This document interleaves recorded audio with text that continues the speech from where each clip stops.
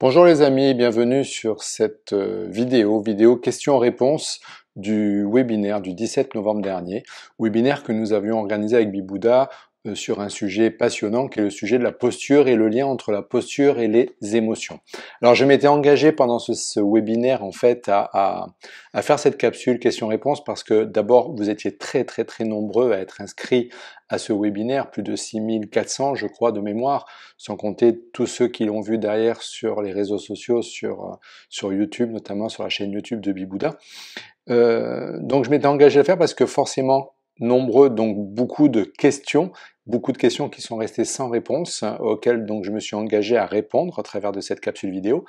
Et puis aussi deux exercices qui avaient été annoncés par Thierry, l'animateur de ce webinaire. Et le temps faisant, nous n'avons pas pu bien sûr faire ces deux exercices. Donc je fais cette capsule aussi pour vous proposer ces deux exercices.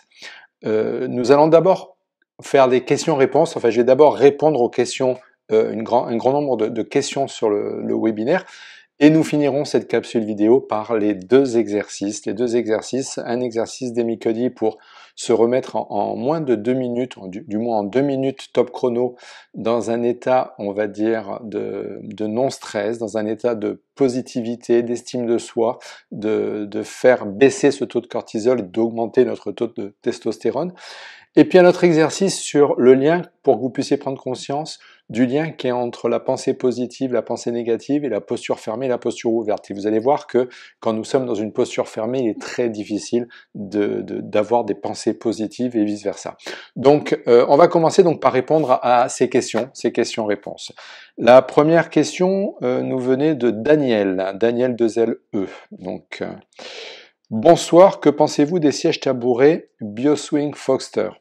Alors, ces sièges tabourés, j'en pense du bien en tant que tabourets, mais ce ne sont pas des sièges tabourets, ce sont bien et véritablement des tabourets, c'est-à-dire qu'il n'y a pas de dossier, il n'y a pas d'assise avec un dossier. En tant que tabourets, ils sont extraordinaires, ce sont des tabourets 3D qui s'adaptent en fait à la posture, pour s'adapter donc au rachis, notamment au rachis et au rachis dorso-lombaire, enfin dorso-lombo-sacré. Par contre, je suis pas fondamentalement, on va dire, pour en tant qu'assise pour travailler. Pourquoi? Parce que je l'ai dit lors du webinaire, enfin je le dis très fréquemment, mais il me semble avoir dit lors du webinaire, non, je crois pas l'avoir dit, pardon, mais au bout d'un certain temps, quand on travaille assis trop longtemps, il faut savoir que notre corps va chercher à se remettre au repos. Et en se mettant au repos, on va avoir tendance, au bout d'un moment, à s'affaisser un petit peu sur notre assise. Et le fait d'avoir un léger dossier en appui lombaire nous permet, dès qu'on relâche, de venir reposer les lombaires sur le dossier et donc mettre au repos notre rachis lombaire. Les tabourets, ces tabourets, donc les BioSwing, ne le permettent pas. Pourquoi? Parce que il n'y a pas d'appui lombaire, donc on peut s'affaisser, donc modifier sa posture et fermer sa posture sans même s'en rendre compte, juste du fait de la fatigabilité de nos muscles dorso-lombaires. Donc je suis pour en tant que tabouret, ce sont des bons tabourets, de super tabourets. Par contre, pour travailler sur une assise à long terme, je suis contre parce que je privilégie vraiment les assises avec des appuis lombaires. Ça, c'était la première question. La deuxième question, Isabelle, je suis dans le secteur de la petite enfance. Dans la journée, il y a des pics de surexcitation des enfants. Nous sommes des équipes de 8 personnes. Je me demande si nos postures, à nous les adultes, ne réveillent pas cette surexcitation. Avez-vous des pistes pour travailler sur nos postures? Merci. Alors, des pistes, oui, mais elles sont pas forcément liées à la posture, Isabelle, elles vont être plus liées à la communication. Je dirais juste que par rapport aux enfants, notamment quand ils sont sur des phases de surexcitation, il y a deux choses qui sont très importantes. Un, c'est faire attention aux mots qu'on utilise, qu'ils soient des mots calmants, apaisants, et surtout le ton de la voix et la communication, l'intonation. Vous savez, ces fameux 38% dans cette loi de Bérabian, 7%, 38, 55. Ces 38% que sont les intonations que vous allez utiliser ont un rôle fondamental dans la gestion de la surexcitation. Je prends juste un exemple et vous le savez, plus le ton va monter, plus notre rythme va monter au niveau communication, plus en face de nous, les personnes en face de nous, que ce soit des enfants ou que ce soit, mais les enfants sont encore plus sensibles, ou même des adultes, le ton va monter de la même façon. Donc avoir un ton vraiment apaisant et des mots apaisants, beaucoup plus que la posture.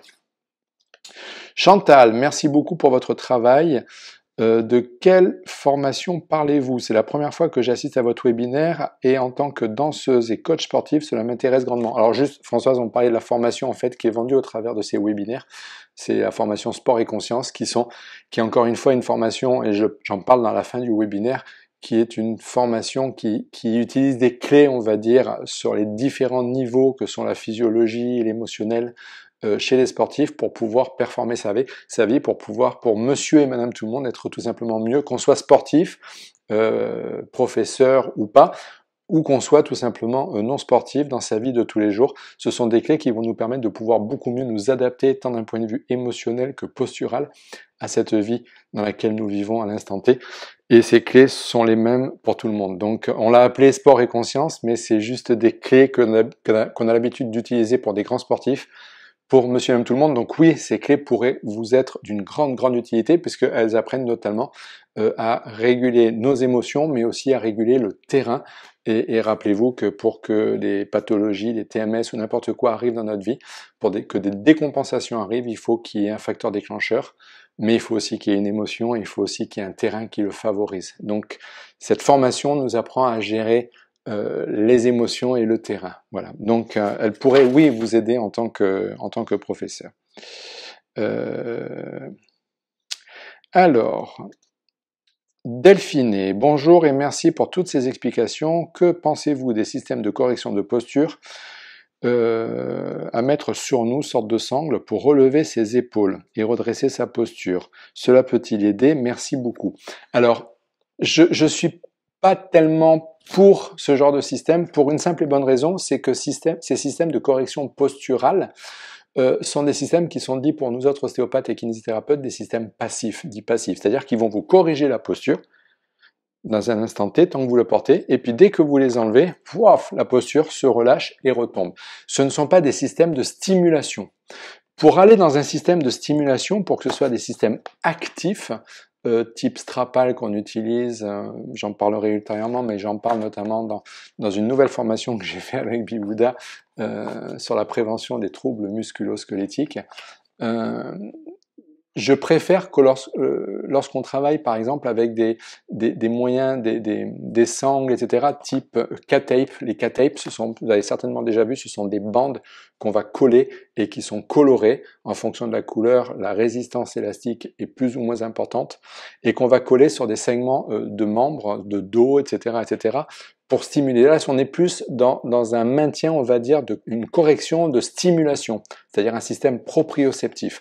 Et dans ce système proprioceptif de correction de maintien, on va stimuler les chaînes musculaires, donc on va stimuler la posture et on va modifier la posture. Alors que sur juste des sangles croisées, style en 8, dans le dos, etc., pour maintenir les épaules en arrière, on est vraiment sur des systèmes passifs. C'est un petit peu comme si je comparais un lombostat, vous savez les ceintures lombaires qu'on met qui sont passives, et puis des sangles postérieures en K-taping, très utilisé. K-taping, c'est K plus loin T-A-2-P-I-N-G. Vous pouvez aller voir, c'est le système ce qu'on appelle le K-tape. Vous pouvez aller voir sur internet, qui sont là, on est sur des systèmes de stimulation, donc beaucoup plus efficaces pour moi. Isabelle, quand je me tiens droite, cela me fatigue, j'ai des douleurs dans le dos et surtout les cervicales, je passe 8 heures devant un écran, complètement avachi, tellement je n'en peux plus. Isabelle a même laissé un message où m'a laissé un message où elle m'explique ses problèmes. Alors là, j'ai expliqué à Isabelle que le problème était pluriel. Il y a d'abord, bien sûr, comme je vous l'ai expliqué par mail, Isabelle, certainement déjà un problème postural, mais qu'on corrige petit à petit. Mais surtout, il faut savoir aussi traiter derrière le terrain. Le terrain, et puis surtout quand vous êtes sur une activité professionnelle qui a modifié votre posture. Isabelle me dit notamment dans son mail que ça fait des années qu'elle travaille dans une posture et qu'elle s'est enfermée dans cette posture et que dès qu'elle essaye de corriger sa posture, ça lui fait mal, ce qui doit être le cas de bon nombre de personnes parmi vous, chers auditeurs. Et c'est normal. Pourquoi? Parce qu'en fait, il faut savoir que quand le corps tient une position pendant un certain temps, je veux dire un certain laps de temps, le cervelet mémorise cette position comme étant la position de référence, même si elle nous met en souffrance. pour notre cervelet, pour notre système nerveux central, ça devient le système de référence, donc il va être ancré dans ce système-là. Et le fait de faire du sport ou le fait de travailler sur ces capteurs posturaux ne va pas suffire à faire lâcher ça. Donc là, ça nécessite aussi deux choses derrière. La première chose, c'est d'être accompagné par un ostéopathe. Pourquoi? Parce qu'il va faire lâcher des blocages, des verrouillages, notamment sur les charnières qui vont verrouiller cette position, en plus du travail sur les capteurs posturaux. Mais en plus, il faut travailler aussi sur le terrain, le fameux terrain. Vous savez, si vous avez un terrain toxinique, si vous avez un terrain d'acidose ou hypercortisolémique, ce terrain va, je parlais du système membraneux qui est la clé de voûte adaptative, qui a une certaine souplesse, plus ce terrain va être déshydraté, en acidose, toxinique, etc., plus ce système membraneux va s'enraidir, va devenir pseudo-rigide, et donc va venir limiter la récupération que vous pouvez avoir. Donc Isabelle, si vous voulez corriger ce problème qui est lié à des postures maintenues pendant des années dans votre activité professionnelle, et chaque fois que vous essayez de vous corriger, ça vous fait mal, allez voir un ostéopathe pour lâcher les endroits où ça vous fait mal, parce que ça veut dire qu'il y a des blocages à cet endroit-là. 2, travailler sur le terrain, et petit à petit, en travaillant sur les capteurs posturaux, la posture pourra changer parce que votre corps pourra s'adapter différemment. Patricia, pensez-vous que votre formation pourrait m'aider à soulager mon mal de dos? J'ai beau faire de la marche chaque jour, j'ai 44 ans, je souffre de plus en plus sans pour autant avoir des problèmes visibles sur radio. J'ai beaucoup de problèmes dans ma vie, je suis persuadé que toutes ces épreuves que j'ai subies ont joué un rôle sur ma douleur. Pensez-vous que cette formation puisse m'aider? Je ne suis pas complètement désespéré, j'y crois encore, mais c'est difficile, merci.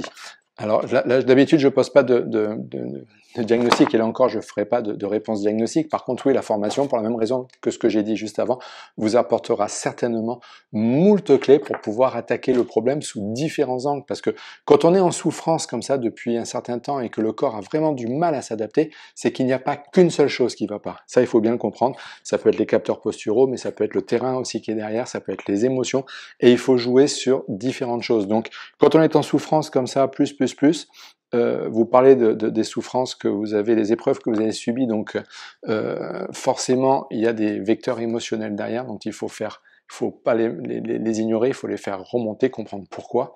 Et puis surtout, il faut jouer sur le terrain. Pour moi, c'est le terrain qui est la base de tout, c'est-à-dire permettre à son corps une capacité d'adaptation au travers notamment des 3 capteurs posturaux qu'il faut corriger, mais surtout le terrain derrière qu'il faut rééquilibrer. S'il y a une acidose, il faut la faire chuter. S'il y a une hypercortisolémie, il faut la faire descendre. Si c'est déshydraté, il faut réhydrater, etc., pour redonner à votre corps la capacité de pouvoir s'adapter. Véronique, votre formation est-elle constituée d'exercices physiques, posturaux ou d'informations théoriques? Les deux, mon capitaine. Il y a à la fois de la théorie et il y a toute une partie pratique avec du stretching postural, avec des autocorrections ostéopathiques, enfin notamment une autocorrection ostéopathique majeure qui permet, je vais dire, à beaucoup de gens de pouvoir aller nettement mieux rien qu'en la pratiquant. C'est un travail sur l'équilibre pelvien, du bassin et du sacrum. Donc je vais vous dire les deux, il y a à la fois du théorique et de la pratique. Avec du stretching, avec donc des étirements, avec de la respiration, des exercices respiratoires, de drainage, donc de pompage hépatique, de détente, de relaxation, etc., etc. Enfin bref, formation complète. Alexandra, avez-vous un site, mon cher monsieur Silver? Oui, Alexandra, j'ai un site qui s'appelle alorschangeons.com, tout attaché. Grégory, quelle est selon vous la porte d'entrée du cercle vertueux pour améliorer sa vie? La posture? Point d'interrogation. Alors j'aurai toujours la même réponse, cher Grégory, c'est les trois, ce sont les trois, c'est la posture, les émotions et le terrain. C'est les trois ensemble, il y a 3 portes d'entrée. Vous pouvez jouer individuellement sur les 3, sachant que les émotions vont agir sur la posture. Le fait de travailler sur le terrain va permettre à la posture de pouvoir s'adapter. Je vais même dire qu'il en faut au moins 2 sur 3, travailler 2 sur 3, c'est-à-dire le terrain, vous devez toujours le travailler, et après vous travaillez soit sur la posture, soit sur les émotions en porte d'entrée, sachant que le terrain doit toujours être nettoyé d'abord. Ensuite, Cécile, Silver va-t-il nous faire les exercices promis au début? Oui Cécile, je l'ai fait à la fin de cette capsule vidéo. Gilles, comment fait-on pour étirer le psoas? Alors là, il n'y a pas que Gilles, il y a eu au moins une trentaine de questions sur le psoas, 30 ou 40 ou 50 questions, je ne sais pas, vous êtes énormément de personnes à avoir demandé comment étirer le psoas et ce qu'était le psoas. Pour ça, je vous invite à aller voir la capsule que j'ai faite sur le psoas avec Bibouda. qui sera certainement, que l'on va mettre certainement en lien en dessous de cette vidéo. Juste pour info, le psoas, il est fléchisseur de hanche. Il vient s'insérer sur les lombaires et sur le fémur. Donc il est starter de la flexion de hanche, mais il est aussi rotateur interne de hanche. C'est-à-dire qu'il fait le mouvement de flexion et de rotation interne de la hanche. Donc il faut, pour l'étirer, soit vous l'étirez en composante, c'est toujours dans une composante inversée, c'est-à-dire soit vous l'étirez en faisant une extension de hanche, comme vous le verrez sur la capsule vidéo, par exemple une fente avant, soit tout simplement vous l'étirez, mais ça c'est dans la formation, vous pouvez l'étirer couché sur le dos, sur votre lit, avec la jambe posée sur votre genou, et vous l'étirez en rotation externe de hanche, c'est-à-dire comme vous faites descendre votre genou pour ouvrir la hanche et pour donc étirer votre psoas. Il y a deux façons de l'étirer le psoas, mais je vous laisse aller voir la vidéo. Et pour ceux qui veulent aller plus loin, bien sûr, de vous inscrire sur la formation sur Bibouda. Alors, coordinateur excellent, bravo, merci, mais ne pas oublier les exercices pratiques. On va les faire, encore une fois, ça c'était Dany, on va les faire, Dany, à la fin. Daniel et Armel. Attendez que je ne me trompe pas dans mes feuilles, que je ne répète pas. Ouais. Daniel et Armel, je pratique et enseigne le Qigong. Qu'en pensez-vous comme technique? C'est génial, c'est magnifique, j'adore le Qigong. Moi-même, je suis issu, quand j'étais plus jeune, il y a quelques années en arrière, du monde des arts martiaux chinois et des techniques internes très proches. C'est la raison, donc ça s'appelait le Pak Mei à l'époque, le Pak Mei Pai, ça s'appelle toujours comme ça, qui est une des 5 familles, on va dire, des 5 grandes familles du Wing Chun en Chine, et qui s'approche énormément du style interne. Le Qigong, c'est l'application, on va dire, on le sait, entre guillemets, on va dire ça comme ça, médical, d'un art de combat interne qui est le Tai Chi Chuan. Le Tai Chi, pardon. D'ailleurs, souvent on parle de Tai Chi Qigong. Juste pour info, sachez que nous sommes en train de préparer bientôt le tournage d'une nouvelle formation sur Bibouda qui s'appelle les clés du Tai Chi Qigong ou les clés du Tai Chi au service du développement personnel. Enfin, un titre à peu près dans ce style, mais ça va être une formation qui va mêler, on va dire, les principes chinois des arts dits internes au développement personnel, vous allez comprendre le lien qu'il y a entre les deux, c'est absolument extraordinaire, et en travaillant sur l'un, on travaille sur l'autre. Donc c'est absolument fabuleux, ça va être une formation fabuleuse qu'on va faire sur Bibouda, avec un grand monsieur qui s'appelle Brice Clément, qui enseigne le Tai Chi, Qigong et plein d'autres arts internes et dits externes dans le sud de la France, et qui est propriétaire de la salle qui s'appelle Salle de combat, près de la région toulonnaise.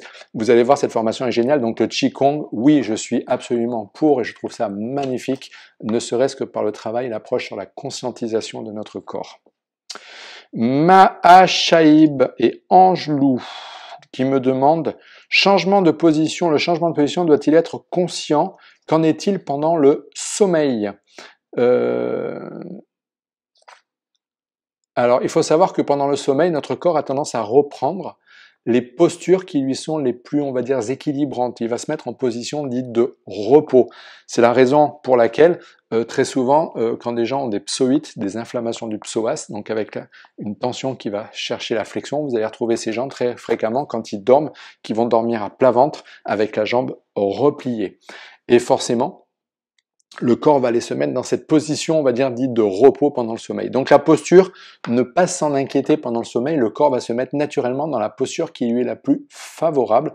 On ne va pas se mettre dans une posture de souffrance pendant le sommeil, c'est souvent une posture plus agréable. Par contre, quand on est dans des phases de sommeil qui ne sont pas des phases de sommeil profond, il faut savoir que le stress émotionnel remonte à la surface, c'est la raison pour laquelle les gens grincent des dents, serrent des dents, donc le bruxisme, font des apnées du sommeil, etc. etc. Et donc si on est sur des dysfonctionnements posturaux ou par exemple respiratoires, ces dysfonctionnements posturaux respiratoires vont apparaître pendant ces phases de sommeil qui ne sont pas des phases profondes. Donc c'est bien de corriger de corriger au préalable, on va dire, les schémas posturaux pour pas les reproduire, on va dire, pendant notre sommeil, parce que sinon on peut se mettre dans des situations contraignantes même pendant le sommeil. Mais seulement pendant ces phases-là, et puis après, dès qu'on est dans des phases profondes de récupération, etc., le corps va naturellement se mettre. C'est pour ça qu'on bouge pendant la nuit, parce qu'on reste pas dans la même position. C'est très rare les gens qui restent tout le temps dans la même position parce que le corps passe son temps à changer de phase et donc il y a l'émotion, pas l'émotion, l'émotion, pas l'émotion, enfin du moins qui remonte, le stress émotionnel ou pas qui remonte et puis le corps s'adapte à chaque fois en fonction des cycles, on va dire, du sommeil. Guylaine qui me dit « Mettre des dessins de sourire chez vous et souriez, le cerveau ne fait pas la différence entre un vrai et un faux sourire. » C'est vrai, c'est d'un point de vue émotionnel. Le cerveau, notamment notre cerveau limbique, ne fait pas la différence entre le virtuel et la réalité. Si on pense, ou si on fait quelque chose, pour le cerveau, c'est la réalité, du moins pour notre cerveau émotionnel. Donc, d'où la puissance de ce sourire à afficher le plus souvent possible dans votre vie, Guylaine. Cathy, quel exercice respiratoire faut-il pratiquer? Alors, les exercices respiratoires, je ne vais pas les expliquer là parce que la capsule serait beaucoup trop longue. Par contre, je vous invite, Cathy, à aller voir le webinaire sur la respiration qui a été fait sur la respiration il y a quelques temps en arrière, qui est présent sur la page de Bibouda. Ça, c'est dit. Morgane, dominer ne peut-on pas être ouvert? Ah oui, dominer, ne peut-on pas avoir une posture ouverte et ne pas être et ne dominer personne? Parce que ça a choqué certaines personnes que je parle de posture de dominé, de dominant. Il faut savoir là encore une fois que notre cerveau fonctionne sur des mécanismes qui sont vieux de plusieurs centaines de milliers d'années. Nous sommes des mammifères et dans tous les mammifères, vous observez un chien, des chiens entre eux. Vous avez le chien qui va s'affirmer et vous avez les autres qui vont se mettre en position de dominer. Donc il y a le dominant et les dominés. Alors bien sûr, ce terme peut choquer parce que le but n'est pas de dominer ou d'être un dominant ou un dominé, peu importe. Le but, c'est juste de comprendre ces préceptes, ces principes neurochimiques qui se passent chez nous autres mammifères, comme cela se passe chez quasiment tous les mammifères. C'est-à-dire que inconsciemment, dès qu'on va se mettre sur une posture de dominé, inconsciemment, en face, les autres vont être, non pas dominants, mais vont être du coup plus à l'écoute et en position de réception, et voilà.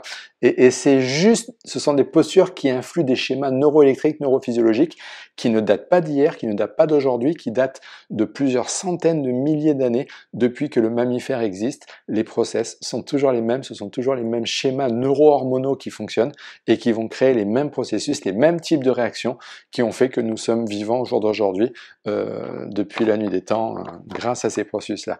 Donc je ne veux pas parler, alors je ne vais pas utiliser le terme dominant, dominé, mais voilà, il y a des postures qui font des dominants et des dominés, même si ça peut choquer certaines personnes. C'est pas en fait, le but, c'est pas d'être dominant, encore une fois, vous l'avez compris, ni d'être dominant, ni de dominer qui que ce soit. Mahachaïb, qui me demande, concernant les rigidités de nos articulations qui contraignent les mouvements de yoga, par exemple, les émotions et les pensées peuvent-elles nous aider à les assouplir? Encore une fois, oui, il y a les émotions, les pensées qui peuvent nous aider à assouplir. Donc le fait de les libérer, ces émotions, ces pensées, parce que quand on est dans certaines émotions, on va avoir certaines articulations, certains systèmes articulés ou musculaires qui vont venir se figer pour répondre à l'émotion. Je pense notamment à des articulations comme les coudes, les bras, etc., les genoux, les émotions, on a du mal à s'adapter, à plier, à accepter, etc. Ce sont les genoux qui prennent, donc forcément quand on va faire du yoga, on va avoir mal aux genoux. Donc il faut libérer les émotions. Mais il y a aussi, et plus que tout, je le redis encore une fois, le terrain corrigé, le terrain, l'acidose, la déshydratation, etc. C'est fondamental.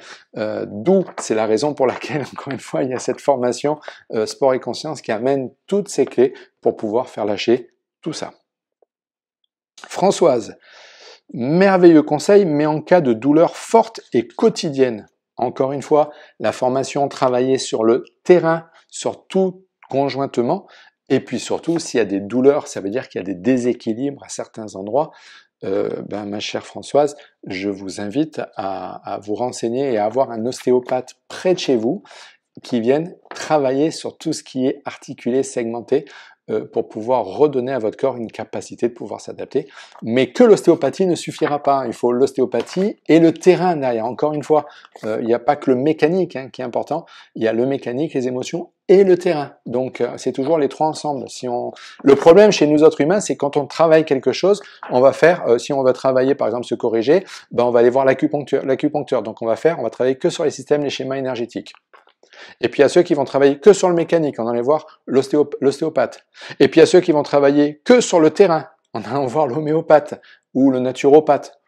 Mais ça suffit pas. En fait, l'être humain est complexe et c'est un tout. Et si on veut traiter, il faut traiter sur tous les terrains. Il faut traiter l'aspect émotionnel, il faut traiter l'aspect physiologique, articulé, etc.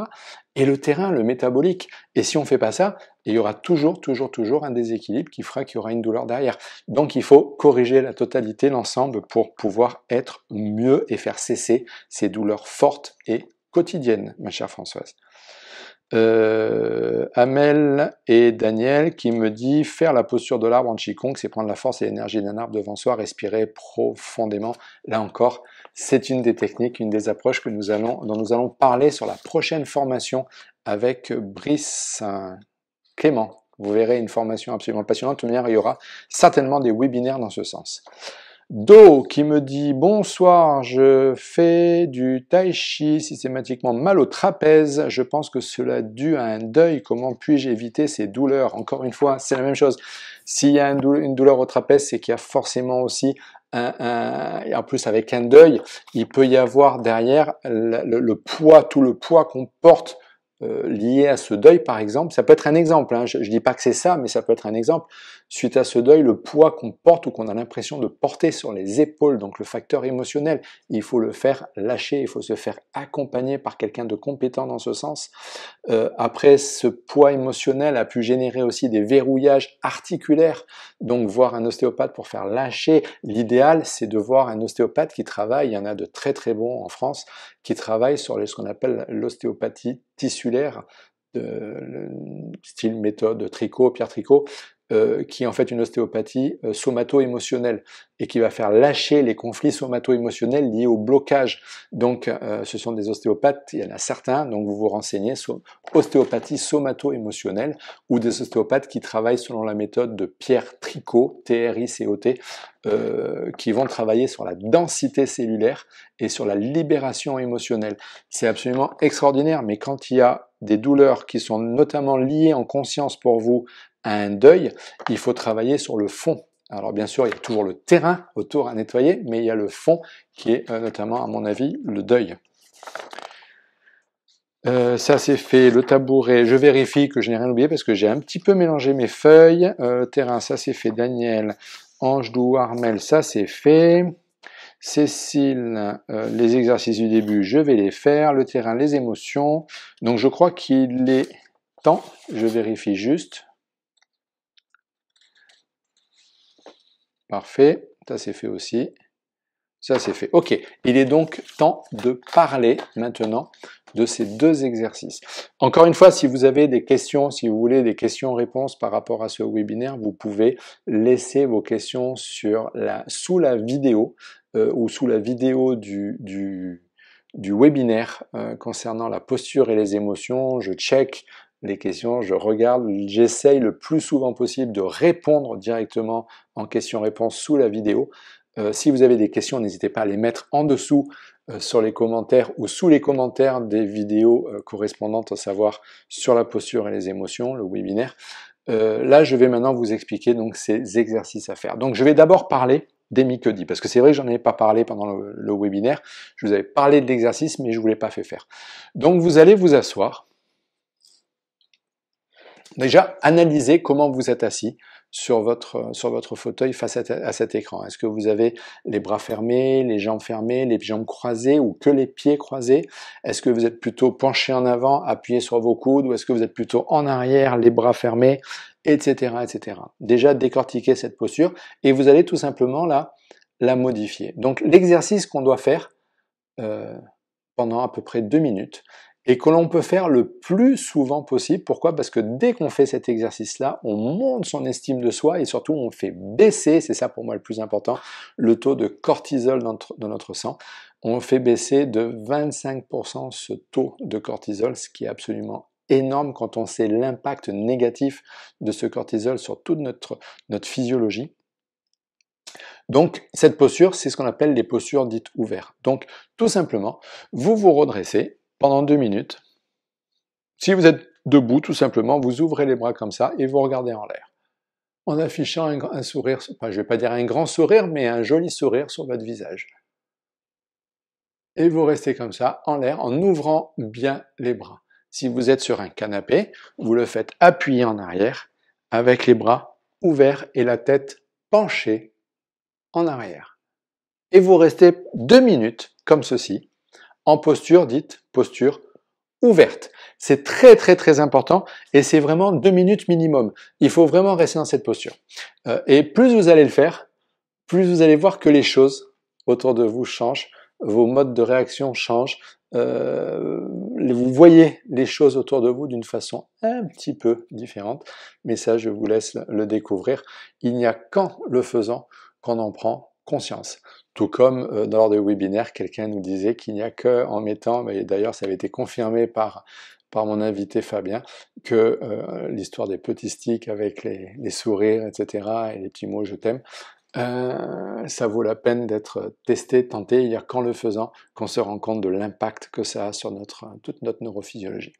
Donc la posture ouverte d'Emicody, faites-le 2 minutes par jour. Maintenant, c'est cet exercice-là pour moi que je voulais vous demander de faire. Je vais vous demander de vous asseoir dans votre fauteuil, sur votre chaise, et de vous appuyer en arrière, complètement appuyé en arrière, avec les jambes fermées, les jambes croisées, comme ceci. Et vous allez vous croiser les bras comme ça et baisser la tête. Et vous allez afficher un air fermé. Baissez, complètement fermé, les jambes croisées. Prenez cette position, complètement fermée sur votre chaise. Et maintenant, avec cette position complètement fermée, je vais vous demander de penser à quelque chose, à vos meilleurs souvenirs de vacances. Quelque chose de joli, quelque chose de beau. Allez-y, fermez cette posture, fermez-la et essayez de penser. Allez-y, essayez de penser. Focalisez votre attention. Qu'est-ce qui vous vient à l'esprit comme ça? Des super souvenirs de vacances. Essayez d'y penser, de focaliser votre attention dessus. Et vous fermez de plus en plus votre posture. Fermez votre posture et essayez de focaliser votre attention sur ces bons souvenirs. Ok. Maintenant, on va faire l'exercice inverse. Vous allez vous redresser, ouvrir votre posture, ouvrir vos épaules, regardez en l'air et affichez un grand sourire. Vous respirez 2-3 fois. Affichez un grand sourire. Et essayez maintenant de penser à quelque chose de très négatif. Essayez de focaliser votre attention sur quelque chose de négatif qui vous est arrivé. Et vraiment focaliser et garder l'attention dessus. Et au fur et à mesure que vous essayez de fixer l'attention sur ces choses négatives, ouvrez de plus en plus votre posture et affichez de plus en plus un sourire. Et vous allez vous rendre compte qu'il était très compliqué, dans le premier cas, de focaliser son attention sur quelque chose de positif. Tout comme là, il va être très très compliqué de focaliser son attention sur quelque chose de négatif. Par contre, si vous faites l'exercice inverse, et si vous ouvrez complètement avec un grand sourire et que vous essayez de focaliser votre attention sur quelque chose, un événement, un souvenir positif, le cerveau très rapidement va créer la voie et va faire le lien et clac, la connexion va se faire et le souvenir va remonter et vous allez pouvoir vous rappeler pleinement de ce souvenir. En fait, c'est juste votre posture et vos schémas neuroélectriques qui vont le permettre ou pas. Et donc, c'est quelque chose, vous imaginez que quand on est dans une posture fermée toute la journée, pas que volontaire, hein, pas que postural, parce que c'est pas que lié aux capteurs posturaux. Ça peut être aussi une posture fermée toute la journée, parce que je suis 6h30 par jour ou 7 heures par jour sur mon téléphone portable, complètement refermé, comme ça, en train d'échanger virtuellement sur un téléphone portable avec une posture fermée, les jambes croisées, comme ça, dans mon lit, dans mon fauteuil, crac, crac, crac. Ça va être vachement compliqué d'être dans des pensées positives.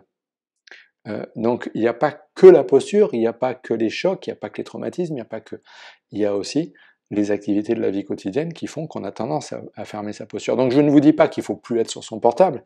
Par contre, ce que je dis, c'est que quand on travaille toute la journée, par exemple, les yeux fixés sur un smartphone ou sur une tablette ou sur un ordinateur qu'on pose sur les genoux, comme ça, fermé, avec la tête en bas, pas franchement le sourire sur le visage parce qu'on est en train de travailler, etc., et qu'on est tout le temps comme ça, surtout dans cette période actuelle de confinement ou de semi-confinement où les gens travaillent de chez eux, donc dans leur canapé avec leur ordinateur, etc., il est vachement compliqué de faire émerger des pensées positives Pourquoi? Parce que la posture fermée qui est liée à ces mécanismes de fonctionnement actuels et de notre, on va dire, de ce qui se passe à travers la planète, font que ça va être un frein majeur à l'ouverture, à la positivité et on va dire au bien-être, tout simplement. D'accord? Donc, pensez quand vous êtes obligé de travailler comme ça, et que vous êtes obligé de bosser chez vous, de bosser sur une tablette, de bosser sur votre smartphone ou sur votre portable, PC posé sur les genoux, pensez de façon régulière à venir, à ouvrir votre posture, à lever le regard, à afficher un sourire sur votre visage, juste pour modifier vos schémas neuroélectriques, pour faire baisser le taux de cortisol et pour faire remonter cette estime de soi qui est absolument et tellement nécessaire à notre équilibre, à notre bien-être et surtout à notre bonheur. Voilà. Donc voilà, j'espère que j'aurai répondu à certaines questions. Si vous avez d'autres questions, n'hésitez pas. Hein, vous savez, vous avez les commentaires en dessous, donc ne vous en privez pas, faites-le, lâchez. Et puis moi je vous dis à tout bientôt sur un prochain webinaire. On a déjà commencé à réfléchir à d'autres dates de webinaires absolument passionnants avec Bibouda. Moi je vous dis à tout bientôt, prenez soin de vous et belle fin de journée, belle fin de soirée en fonction de l'heure à laquelle vous regardez cette capsule.